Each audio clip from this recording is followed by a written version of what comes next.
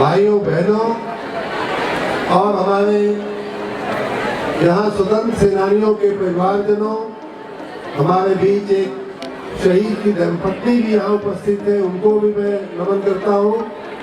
और हमारे इस क्षेत्र के, आपके जिले के बहुत ही लोकप्रिय और यशस्वी सांसद माननीय श्री निरहुआ जी, हमारे जिले के भारतीय जनता पार्टी के अध्यक्ष माननीय श्री ध्रुव सिंह जी, इस मंडल के, आजमगढ़ मंडल के मंडलायुक्त माननीय मनीष जी, हमारे जिले के जिलाधिकारी, सुपरिटेंडेंट ऑफ पुलिस, तमाम अधिकारीगण, यहाँ उपस्थित भाइयों और बहनों, एक बहुत ही अच्छा कार्यक्रम स्वतंत्रता दिवस के पावन पर्व पे हुआ। मैं आप सबको और यहाँ से मैं अपनी शुभकामनाएं अपने सभी देशवासियों को और सभी प्रदेशवासियों को भी भेज रहा हूँ। ये मंगलमय पर्व हम सब के लिए प्रगति कारक हो, सुख कारक हो, स्वास्थ्यवर्धक हो और हर तरह से तरक्की देने वाला हो। भाइयों बहनों, जैसा कि आपने देखा कि हमने अभी स्वतंत्रता सेनानियों के, वो स्वयं तो अब उनका समय नहीं रहा, इसलिए हमारे बीच नहीं है, लेकिन उनके परिवारजनों को स्वागत करते हुए, उनका सम्मान करते हुए, शहीद की पत्नी का सम्मान करते हुए हम सब की आंखें जो है नम हो गई थी। यहाँ जो स्टेज पे जो कार्यक्रम हुआ, जैसा यहाँ से कहा भी गया, कई लोगों के आंख में आंसू आ रहे थे, ऐसे कार्यक्रम हम लोगों ने देखे और ये हकीकत है, ये सिर्फ स्टेज कार्यक्रम नहीं। यहाँ धर्मपत्नी जिनकी बैठी हुई है शहीद, उन शहीदों को याद करके हम अपने कर्तव्य बोध का पाठ करें, हमें क्या करना चाहिए, हमें कैसे करना चाहिए, हमें कैसे जीवन जीना चाहिए। इसके लिए हमारे लोगों ने जो बलिदान दिए हैं, जो शहीदों ने बलिदान दिए हैं, अपने सीने पे गोलियां खाई हैं, जिन स्वतंत्र सेनानियों ने वर्षों बरस जेल की काली कोठरियों में अपने निकाले हैं, उन सब के मन में एक ही सपना था कि हमारा देश आजाद हो, हमारे देश का एक एक नागरिक जो है वो खुली हवा में सांस ले, खुले स्वतंत्र जीवन जिए और हमारे देश के हर आदमी को, हर नागरिक को, हर स्त्री को, हर पुरुष को जो है मिनिमम चीजें जो मिलनी चाहिए वो मुहैया हो।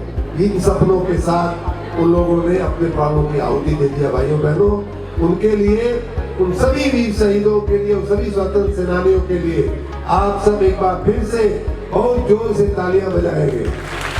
भारत माता की, भारत माता की। भाइयों बहनों, जैसा कि मैंने कहा कि उन लोगों के आंखों में सपने थे, ऐसे ही नहीं कोई अपनी पूरी जवानी जो है जेल में छुपा देता है, ऐसे ही नहीं कोई दुश्मन की गोली को हंसते हंसते अपने सीने पे ले लेता है, ऐसे ही नहीं कोई फांसी के फंदे को चूम करके फांसी पे चढ़ जाता है।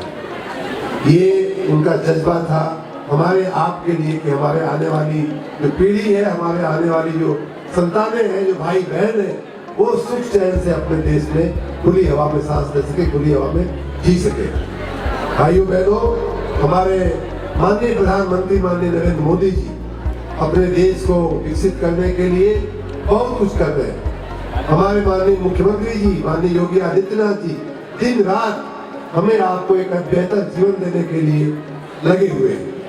प्रधानमंत्री जी कई बार कहते हैं, कई बार मैंने उनके मुंह से सुना है कि हमें अपने देश की आजादी के लिए, जिस प्रकार से स्वतंत्रता सेनानी, जिस प्रकार से शहीद, हमें अपने देश की आजादी के लिए, माननीय प्रधानमंत्री जी कहते हैं, हमें अपने आजादी के लिए मरने का मौका तो नहीं मिला, लेकिन देश के लिए जीने का मौका हमें जरूर मिला है और देश के लिए हमें जीना चाहिए। देश के लिए हमें अपने जीते जी कुछ ऐसा करना चाहिए जिससे हमारा देश आगे बढ़े, जिससे हमारे देश के नागरिकों का, सभी लोगों का जीवन जो है बेहतर हो। मैं तो आज बैठे बैठे सोच रहा था कि आज के दिन में, आज के समय अगर किसी को चंद्रशेखर आजाद कहा जाए तो कौन होगा, किसी को भी भगत सिंह कहा जाए वो कौन होगा। भाइयों, यहाँ चूंकि विद्यार्थी बैठे हुए इसलिए मैं बात कर रहा हूँ, आज का भगत सिंह वो होगा जो अपने देश के लिए क्या निर्माण कर देगा, क्या बना देगा? एक गूगल जैसी कंपनी बना देगा। मैं उसको वीर भगत सिंह कहूंगा, जो अपने देश के लिए एक माइक्रोसॉफ्ट जैसी कंपनी बना देगा, उसको मैं चंद्रशेखर आजाद कहूंगा। आज के समय की ये मांग है भाइयों बहनों, जो अपने देश के लिए हमारे आने वाले जीवन को, पीढ़ियों को सुखमय जीवन देने के लिए ऐसा कुछ कर देगा जिससे कि देश जो है हमारा इस पायदान से एकदम से छलांग लगा करके एक अगले पायदान पे चला जाए, उसको मैं सुभाष चंद्र बोस आजाद कहूंगा। ये जज्बा, इस जज्बे के साथ भाइयों बहनों हमें जीना है। इस जज्बे के साथ हम जहां भी हैं, हम जो भी करते हैं, पढ़ाई करते हैं पढ़ाई में, डांस सीख रहे हैं, गायन सीख रहे हैं तो गायन और डांस में, हम नौकरी करते हैं तो नौकरी में, डॉक्टरी करते हैं तो डॉक्टरी में, या कुछ हम पैदा करते हैं, ओडीओपी बनाते हैं तो ओडीओपी को बनाने में, हर जगह हमें एक्सीलेंस लाने का, हर जगह हमें उत्कृष्ट बनने का प्रयास करना चाहिए। और यही हमारी आज के लोगों की सच्ची देशभक्ति है भाइयों बहनों। मैं एक चीज और आपको बता करके बहुत लंबी, क्योंकि समय बहुत हो गया, बहुत लंबी बात मैं नहीं करूंगा। देखिए, मैं अभी एक और बात सोच रहा था बैठे बैठे कि हमारे माननीय प्रधानमंत्री जी कहते हैं कि 2047 तक, मतलब आने वाले 24-25 साल में हमारा देश एक विकसित देश बनना चाहिए, एक विकसित देश बनाना है हमें। और उसी में वो ये भी कहते हैं कि उसी समय 2047 में हम जब विकसित देश होंगे, हम जब 100वीं वर्षगांठ मनाते होंगे अपने स्वतंत्रता की, 1947 से 100वां वर्ष 2047 में, उस समय हम विकसित देश होंगे। मैं अभी बैठे बैठे सोच रहा था कि इसमें प्रकृति की क्या रचना हो सकती है, या प्रकृति हमें क्या संदेश देना चाहती है। मैं अपनी बात कर रहा हूँ, हो सकता है कि आप भी उस बात से सहमत होंगे। माननीय प्रधानमंत्री जी 2014 में देश के प्रधानमंत्री बने और 2047 तक यहाँ विद्यार्थी बैठे हुए हैं, जरा गोड़ा बैठ करके बताना आपको कितना साल होता है? 14 से 47 33 साल होता है। 33 साल के अपने कार्यकाल में हमारे माननीय प्रधानमंत्री जी का सपना है कि भारत को दुनिया के सबसे विकसित देशों की लाइन में ले जाकर के हमें खड़ा करना है। मैं सोच रहा था कि क्या इतने दिन में संभव है। फिर मुझे याद तो था, लेकिन कंफर्म करने के लिए आप मानोगे नहीं, मैंने अपनी गाड़ी में से टेलीफोन, अपना मोबाइल फोन मंगाया और गूगल किया कि गांधी जी को कितना समय मिला था अपने देश को स्वतंत्र करने के लिए। तो लगभग उतना ही समय गांधी जी को भारत में मिला था अपने देश को स्वतंत्र करने के लिए। गांधी जी साउथ अफ्रीका से 2009 अगस्त 2015 को भाइयों बहनों वापस भारत आते हैं और आने के बाद भारत का स्वतंत्रता संग्राम शुरू करते हैं और 1947 में ये देश स्वतंत्र हो जाता है। तो नरेंद्र मोदी 2014 से शुरू करके 2047 तक क्यों नहीं विकसित बना सकते भाई? वो थी राजनीतिक गुलामी, अब हमें आर्थिक गुलामी से बाहर निकलना है। अब हमें अपनी संस्कृति की जो धरोहर को जिन लोगों ने बेच खाया है, जिन लोगों ने दबा के रखा है, उस मानसिकता की गुलामी से हमें निकलना है। हमें अपने देश को टेक्नोलॉजी में, तकनीक में आगे ले आकर के, जो बाकी देश हमारे ऊपर दादागिरी करते हैं टेक्नोलॉजी के माध्यम से, नहीं ये आप प्रूव नहीं कर सकते, ये आप नहीं कर सकते, ये तो हम आपको देंगे ही नहीं, उस गुलामी से, वो हमारी जो मजबूरी है उससे हमें देश बाहर निकालना है।